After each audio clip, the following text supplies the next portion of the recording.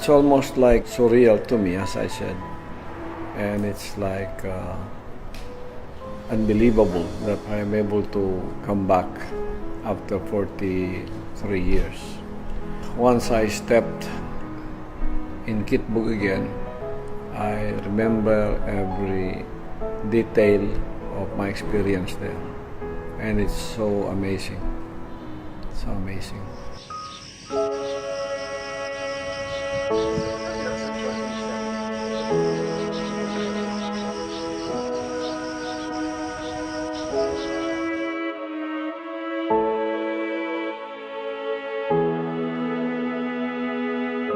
The mountains of Matutum in Malalag, Cogon, Sarangani Province set the backdrop of the special calling that Pastor Apollo C. QUiboloy received in 1974.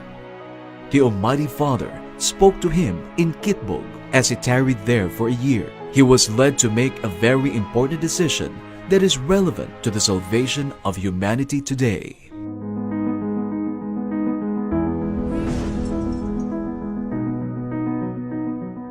Pastor Apollo was in his early 20s, spending his life as a young evangelist assigned in different places in the Philippines.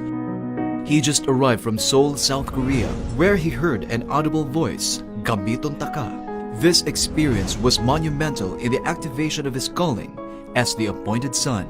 Circumstances, one after another, brought him to isolation in this mountain. It was the Father's plan already. He used a man, and this man does not even know me. And then he came to the compound of that denomination I belong in, Agdao. While I was cleaning my motorcycle, he came just like that. And he said, "Where's Apollo QUiboloy?" I said, "Why?" "Because I have a message for you." And I said, "I am the one." And he said, "Please come to my hotel because the Lord has a message for you." I looked at him and I was very skeptic about what he said, and there were questions in my mind. He said, "I know you have doubts, but if you come, and accept my invitation, then you will know." So in my mind, why would I not try? So I went to the hotel where he gave the name of the hotel and the room. I knocked on the door. He was there, was reading a Bible. I stayed there in that afternoon until midnight.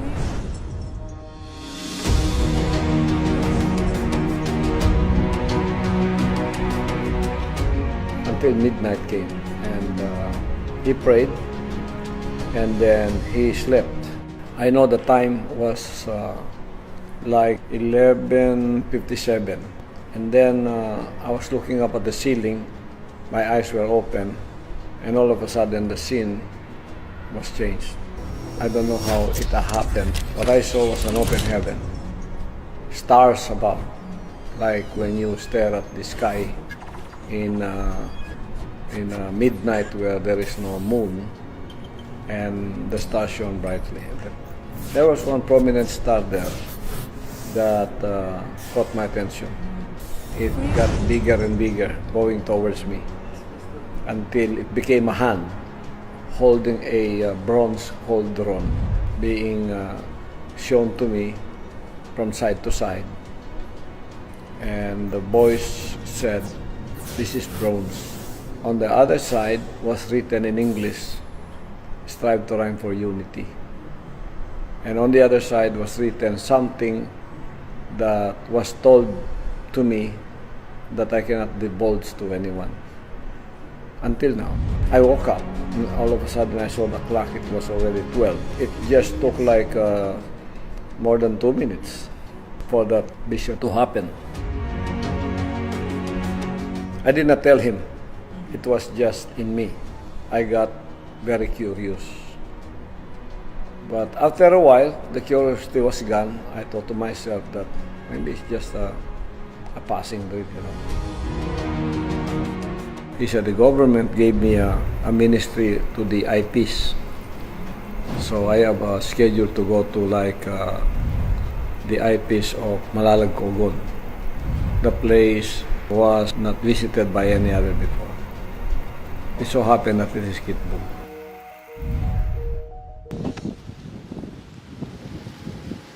He ministered to the Bilaan and I was assisting him without him knowing that I was receiving so many revelations.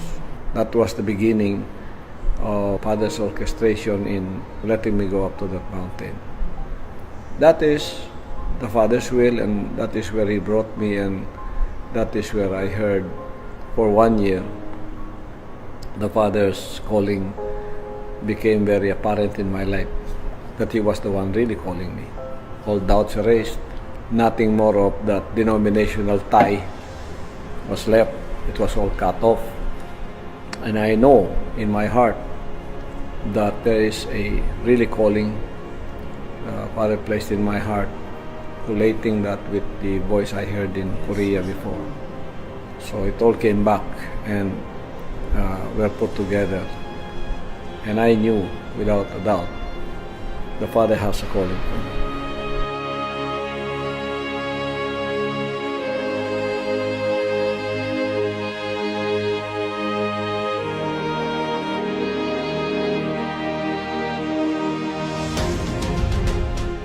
Doubts if it is really the Lord calling me.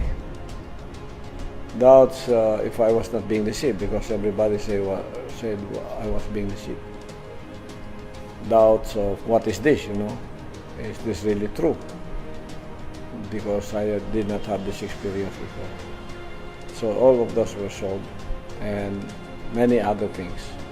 Although a tug-of-war was inside Pastor Apollo, the Almighty Father lavished him with heavenly comfort.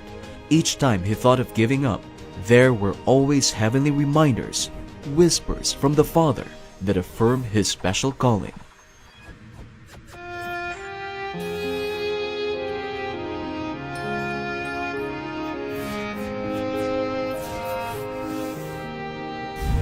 I grew up in the mountain for some years, but when I became an evangelist, I was already used to living in the city with my denomination.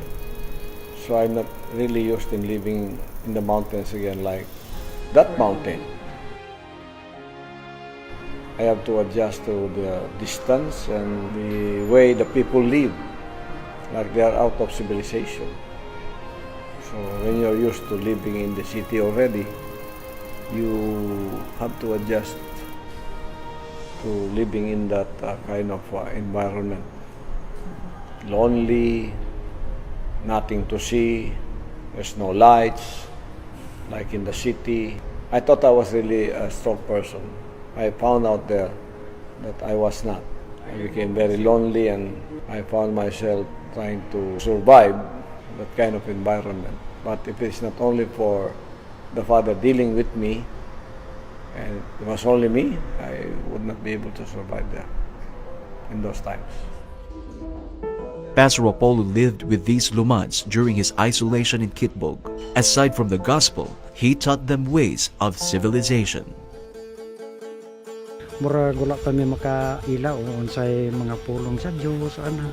Wala ang ginahimo ni pastor kada hapon mga alas 7 hangtod alas 9 alas 10 musimba mi tanan musimba mi. Maayo gyud ang ginatudlo ni pastor. Didto na lang mi kamatngon o naamay Ginoo, mahadlok sa Ginoo. Wadwata di langit di kaplabi na. Well, every night we had Thanksgiving. So the Bilaans would come, and they also have many dreams and visions. There was one Bilaan who spoke in Bilaan, but it is being interpreted in Tagalog. Her dream was that there was a well in Kitbog. The name of the well is Apollo. So I can only hear my name being said. I don't understand what they're saying. In her dream, there's a well in Kitbog called Apollo, and the lives of the Bilaan are centered upon that well. They get their water there, they wash there, they laundry there, they do everything around that well, and that is their life. And the name of the well is Apollo. Dini di Elmini This is where Pastor Apollo baptized the Bilaan natives. We were many. All of us were baptized here. In this history of Pastor Apollo's life, this is the well that one of the Bilaan saw in a vision. The name Afulo was written in that well. Others also dreamt that Pastor Apollo will be given spiritual power from the Father, and that he is going to reign all over the world. Some received revelations that Pastor Apollo will never forsake Kitbog, and this was fulfilled now that he has returned. Pastor Apollo has helped us a lot. He taught us about good things and to fear God. Yung balon na yan, ang tawag ng mga Bilaan sa panaginip is Afulo. Balon. Diyan sila naglalaba, nangigid ng Panginom, naliligo. Kaya dito kami lahat nagtapok. Tapos nagkuha ako ng tubig. Ganito yung dinadala ko. From the balloon, 43 years ago, still alive. The well, Apollo well. When I decided in my freedom of choice to follow him, you know, in my heart, when I decide like that, whether I have full understanding or not of who I follow, when I decide, I will not turn back from that decision. That is placed in my heart, even in the way I conduct my life. When there is something I will do, like making a decision for something, especially life-changing decision, when I know that it is right and I decide for it, I will stand by the decision until the day I die. So that's why when people decide to do this and they will tell me this, and then after a while they are tried and they go back, I disdain those kind of people because I'm not like that. I look at people like that in a very humiliating manner, because if I put them against my standard, that's not me. So when I decided to follow the Father, whether I have full understanding of what He wanted me to do or not, there's no turning back, no matter what. That's why I coined those words. My heart is fixed, my mind is made up. I will do the Father's will no matter what. That's why Kitbog is called the mountain of decision.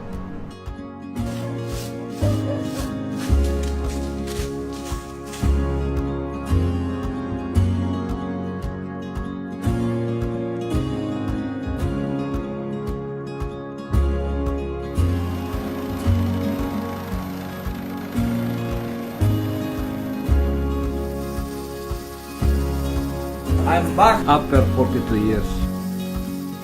Pastor Apollo has returned after 43 years to Kitbog. This is where the spiritual life of the Son began. This is where the Father created the Son from out of the fallen Adamic race.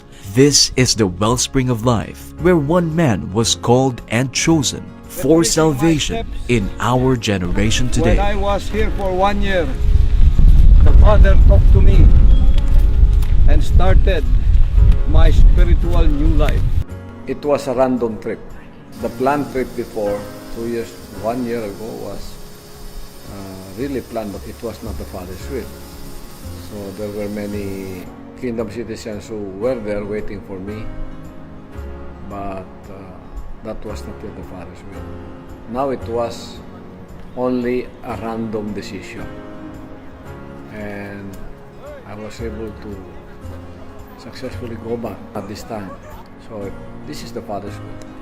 Diyan po ka nagpuyo dere? Asa ka nagpuyo karon? It's very surreal. It means it's like it's not true that I came back. Sabi pa ni General, parang deja vu ang pagbabalik ko dito.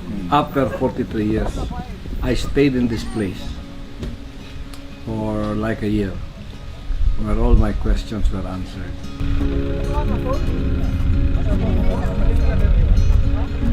The same hills, the same everything, but only the difference is that they cut off all of the trees that were there when I was there. There was like a forest in Kitbog before. When I saw it, that the trees were cut off and it was laid barren, you know, my heart sank within me. But this is why we are going back there to plant trees again. Plant trees, i-reconstruct natin yung tulad itong kinalagyan ng bahay ko dito. I think this is the same place. But I remember this hill where we have the sanctuary over that hill. So we will reconstruct that also. And then we will fence the area and beautify it. And then one of our revelation, Kitbog became a city. So we'll make a city out of Kitbog, as well as the Covenant Mountain Paradise Garden of Eden restored. Ever think na in 40 years you can still come back? That's one lifetime, no? I'm still as strong as when I was here at 23 years old. So this is one of the historical places of the kingdom where the ministry of the appointed son began. So it's one destination, one spiritual heritage of the kingdom, pilgrimage destination of the sons and daughters whenever they come.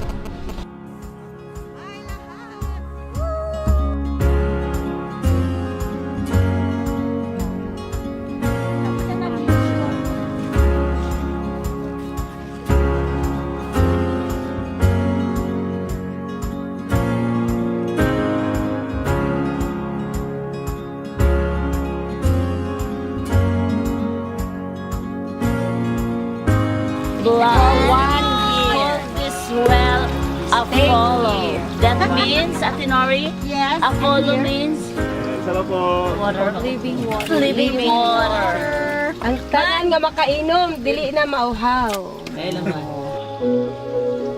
To all of you who are followers of the appointed son, sons and daughters, and those who are coming into the covenant, into the ark of salvation, then you sign your name and say the Father's will be done in your life.